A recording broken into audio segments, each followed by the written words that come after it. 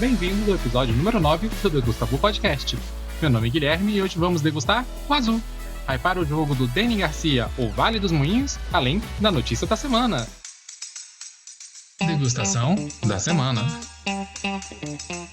Hoje é dia de falar do Azul, um jogo com quase 7 anos de vida do design Michael Kisling e publicado aqui em terras brasileiras pela Galápagos. Em Azul, estamos fazendo murais, ou seja, embelezando o Palácio Real de Évora, em Portugal, com os famosos azulejos portugueses. E para isso, temos que pegar as peças desses murais com algumas fábricas, e assim colocá-los no nosso tabuleiro pessoal, ou seja, cada jogador possui o seu próprio tabuleiro. Antes de começar a falar do jogo em si, vou falar sobre o tabuleiro, pois acredito que é mais fácil começar por aqui. No tabuleiro existem 3 campos muito importantes. O primeiro, com 5 linhas, onde colocaremos peças que vamos pegar das fábricas. O segundo é um grid 5x5, que será onde realizaremos a nossa pontuação e o próprio mosaico que estamos montando. E por último, a parte onde infelizmente ficará o nosso refúgio. No campo das linhas, existem 5 delas, sendo que em cada linha aumenta a quantidade de peças que cabem. Ou seja, na linha 1 só cabe uma peça, na 2, 2 peças e assim por em diante até a linha 5, onde cabem 5 peças. Mas agora que já falei do tabuleiro, vamos falar como o jogo de fato funciona. Existem fábricas que possuirão 4 peças, e aí você sempre pode pegar as peças idênticas dessas fábricas. Ou seja, se uma fábrica tiver 3 peças, você pode pegar as 3, mas caso só tiver uma, você só pega uma. As demais peças que foram recusadas ficam no centro da mesa e poderão ser pegas posteriormente. Bem, mas e as peças que pegamos, né? Essas peças terão que ser alocadas nas linhas do nosso tabuleiro pessoal. E aí, teremos que sempre ter em mente que, em cada linha só pode ter um tipo de azulejo, ou seja, não podemos ter, por exemplo, 2 vermelhos ou 2 azuis, em uma mesma linha. E cada linha suporta uma determinada quantidade de peças. Ou seja, se você colocar 3 peças, por exemplo, na linha 2, que só cabem 2, uma irá para o refúgio e virará ponto negativo. Se você colocar, por exemplo, as 3 peças numa linha que cabem 4 peças, as peças ficarão lá até você completar a linha. E se você colocar exatamente na linha 3, que cabe 3 peças, você pontuará no final da rodada. E falando em rodada, a rodada dura até que todas as peças das fábricas, quanto as do meio, sejam coletadas. Um ponto importante aqui é que o primeiro jogador que pegar a peça do centro da mesa também pegará o azulejo com o número 1, que dará a ele o primeiro lugar na próxima rodada, mas também causará a ele pelo menos -1 ponto, uma vez que essa peça só pode ser colocada na área de refúgio. Ao término da rodada, ou seja, quando todas as peças forem coletadas, verificaremos quais linhas estão completas. E aí, essas linhas virarão um único azulejo do grid do 5x5. E nessa hora, também realizaremos a pontuação que funciona mais ou menos assim.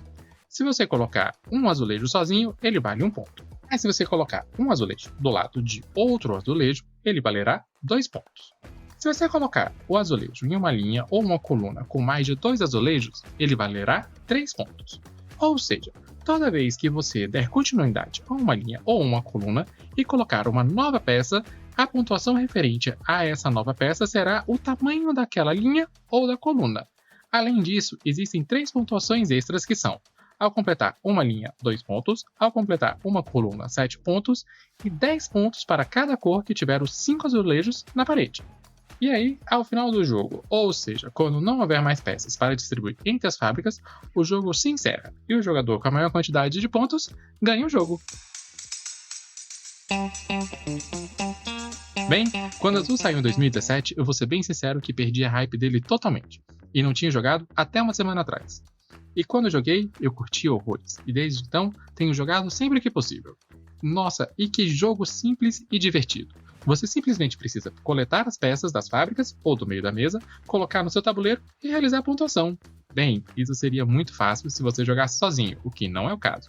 Então temos que prestar sempre atenção à mesa, a fim de identificar quais peças conseguiremos ter ao longo da rodada, para que assim seja possível pontuar alguma coisa. Além disso, você tem que prestar atenção ao longo da rodada inteira, porque pode acontecer que no final da rodada não sobre nada para você, e que você fique pegando peças repetidas, e que infelizmente não poderão ser posicionadas e irão para o refúgio.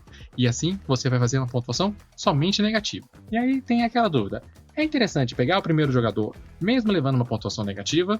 Bem, essa até agora eu não sei responder ainda, mas eu sei que se tiver uma peça que você precisa muito, vale sim. E, além disso tudo, tem que analisar quais peças são essenciais para que o seu jogo funcione, e que assim seja possível não somente pontuar, mas também conseguir os bônus tanto de linha quanto de coluna.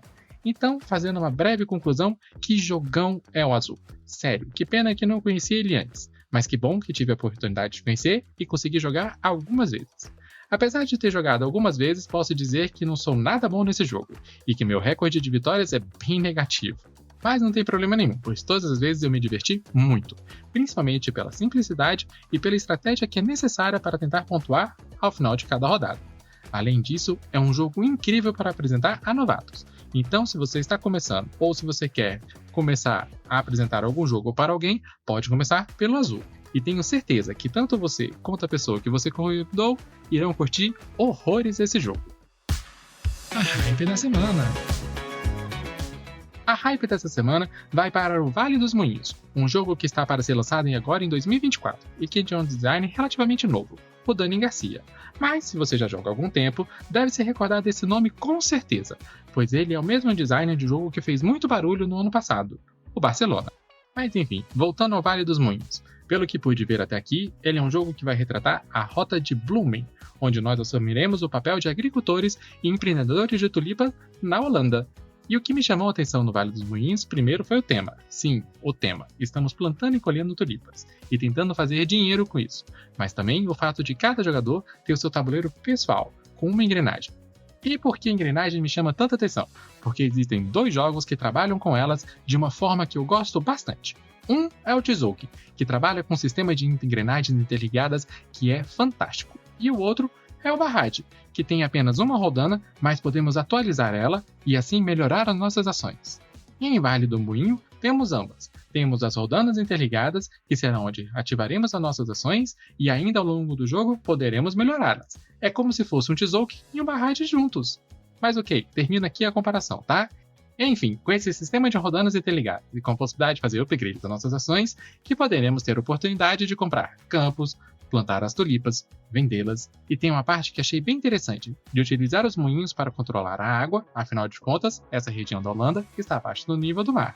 Tirando tudo isso que falei, e que achei incrível, tem apenas uma coisa que pode me fazer no futuro não gostar tanto do jogo assim, e isso se deve ao autor dele, o Dani Garcia. Isso porque eu fui seco no Barcelona, joguei algumas vezes e até agora eu não sei se gostei ou não do jogo, principalmente por causa da pontuação. E em Vale dos Moinhos tem uma pontuação que pode me lembrar bastante o Barcelona, principalmente por causa do posicionamento das tulipas nos campos. Mas, como eu não joguei ainda, não sei se será o caso ou não, mas sei que estou muito na hype do jogo, e principalmente porque ele está para ser lançado aqui em terras brasileiras, e principalmente por ser pela Mosaico. A Mosaico até hoje entregou com grande qualidade todos os jogos que ela produziu, o que me deixa mais animado, pois a arte do jogo para mim é fenomenal. Então, a hype da semana, Vale dos Moinhos. Notícia da semana. A notícia da semana é de um Kickstarter que poderia muito bem estar na seção anterior desse podcast, ou seja, na hype da semana, mas ele está aqui porque ele já é um joguinho velho. Em 2020, a Serious Pope lançou o Seventh Citadel, a sequência do Seventh Continent, e durante a campanha do Kickstarter eles conseguiram coletar apenas 3,5 milhões de dólares, ou seja, 18 milhões de dinheiros brasileiros. Apesar de ter conseguido essa quantidade exorbitante de dinheiro, o jogo demorou muito para ser entregue, pois a pandemia aconteceu, os custos tanto de produção como de frete encareceram, e aí o jogo só foi entregue agora no final de 2023, só 3 aninhos depois da campanha. E aí, logo depois que a primeira leva foi entregue, a Serious Pope vai lançar no próximo mês, mais precisamente no dia 4 de junho, a segunda campanha do Seventh Citadel. Se você não conhece o Seventh Continent e nunca ouviu falar do Seventh Citadel, ambos são jogos de exploração e sobrevivência, onde os jogadores terão que primeiro explorar o tabuleiro, que já vou dizer, não é pequeno, achar os pontos de interesses que te ajudam a completar as missões e no meio disso tudo sobreviver a dificuldades de terreno, derrotar inimigos ou animais, com nada além do que você conseguiu construir e principalmente sobreviver à fome. Infelizmente, é um jogo que demora muito, mais ou menos 7 horas cada sessão, se você jogar apenas uma missão, o que particularmente não recomendo. Mas é isso, a nova campanha do Kickstarter do Seventh Citadel vai ser lançada, e nesse exato momento estou fortemente cogitando entrar nela.